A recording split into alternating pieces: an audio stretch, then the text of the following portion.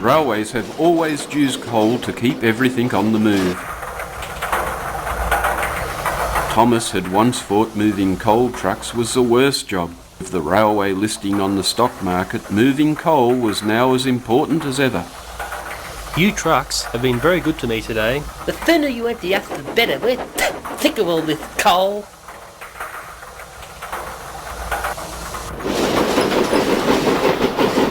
Thomas headed away from the coal mine into the open country. Thomas lay upside down with severe burns. The coal trucks were completely destroyed. A local potato farmer raised the alarm, and help was soon at hand. Earl arrived bringing Jim the crane and the fat controller. Well, I've seen some accidents in my time, but this is no accident. I'd say there's been a bombing. Thomas was gently lifted onto the flat rail car by Jim. With the coal mine now shut off, I'll have to ration the coal until the line is repaired. There'll be a special meeting at the sheds later.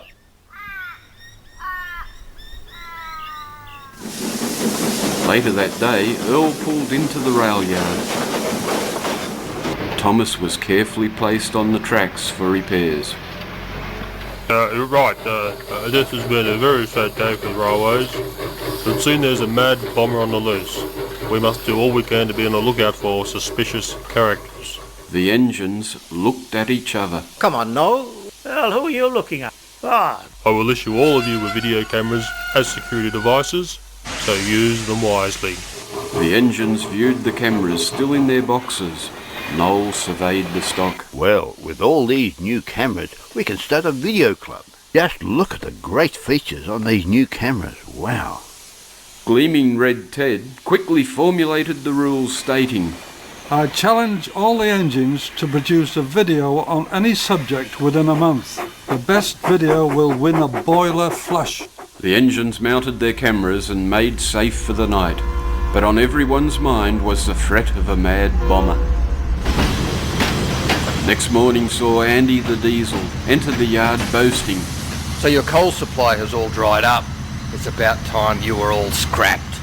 Bob replied as he was still trying to turn his camera on. We might be old and dependent on coal, but we're survivors. Bob and Margot carried on delivering the food supplies down their branch line. Elsewhere, Scottish John was fitting some gas bottles as an alternative fuel. His video thoughts were on this process. Chris was working on a story based on a train's last journey. Alan, the self-funded retired engine, planned a video about the town's feral cats. Wilson was always interested in how cars would race him between stations. Earl had his eyes on the skies and teamed up with Helen the helicopter. Back in the sheds, Thomas was being repaired. He also had a camera, and his video was being planned. At least I can keep an eye on Andy Diesel if I'm stuck here. The fat controller was also keeping an eye on things. These figures are not looking good. The share prices have taken a sudden dive since the bombing. He moved to the turntable to chat with Andy Diesel. I'm relying on you, Andy, to bring things back online. I'll do that easily. You can forget about those steam engines now. Just the diesel I wanted to see. I have a small but important job for you. Something we'll have to keep secret. Very secret. The Diesel looks at Andy and says nothing. Andy's secret plans are whispered to the Black Diesel. That's my boy. I like the quiet ones. No back chat, like I get from those clapped-out dinosaur steamers. Same goes for you coal trucks, clogging up every siding, serving your masters with stinking coal. What's that blue paint on your driver's cab? Have you been repairing that pesky Thomas engine? For a chap who doesn't say much, looks like you've been batting for the other side. My strongest advice to you is stick with me. I have connections in very high places, way above the fat controller. He's just a puppet who's about to lose his strings.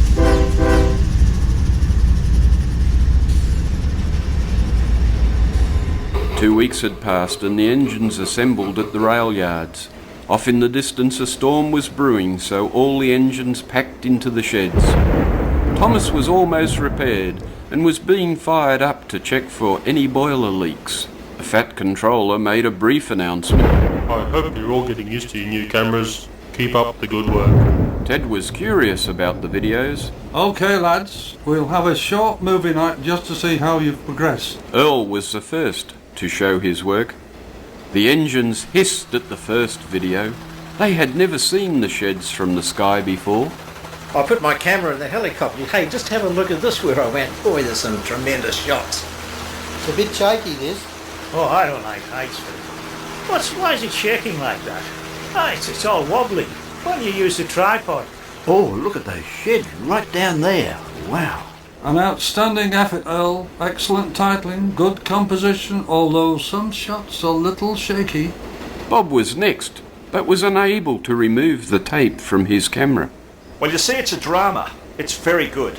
I act in it. One of the most exciting scripts that I've ever seen. OK, Bob, don't give the story away. Chris, have you got something to show? Chris's video played, and silence fell upon the shed. The lightning outside enhanced the story as the thunder broke the silence. Now that's a video. It sends shivers through your boiler. A fine example of how all videos should be made. Alan, it's your turn. A little different. Seems like you shot the tracks, not the cats. Wilson was next, but explained. Well, you see, I had this accident. A car ran over my camera. Terrible waste of equipment. Ted seemed bemused by this and called for Scottish John.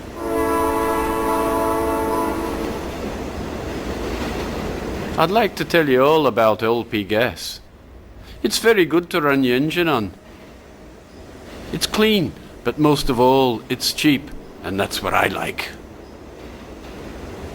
Yes, a solid industrial video, John. Well done all.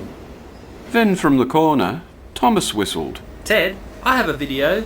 Well, it's sort of an animation. Can I show it? Animation? Well, did you use your camera, Thomas? Is that according to the rules, Ted? I mean, are you sure about that? OK, I think we can stretch the rules this time out. This is the best thing I've ever seen.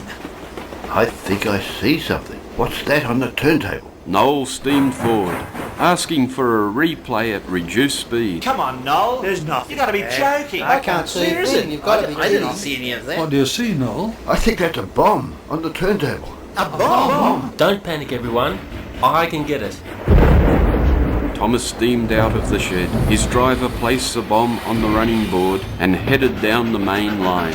If I am quick, I'll save the railways from certain doom. It's no good being on the main line. I'll have to find a siding. Thomas didn't see that the points were set to go into a work shed. Oh no! That's Andy Diesel's shed.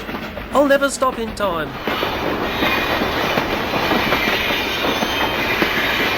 Andy couldn't believe his eyes. Oh no!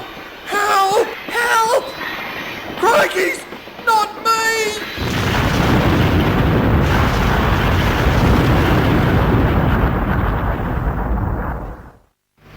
The next day saw Thomas once again being lifted into the shed for repairs. Well, Thomas, you saved the railways and your video showed the bomber hard at work. Just then, the fat controller arrived with the police. I've heard the mystery of the bombings is solved. That's right. Thomas had a video of the turntable while Andy Diesel was in the yard.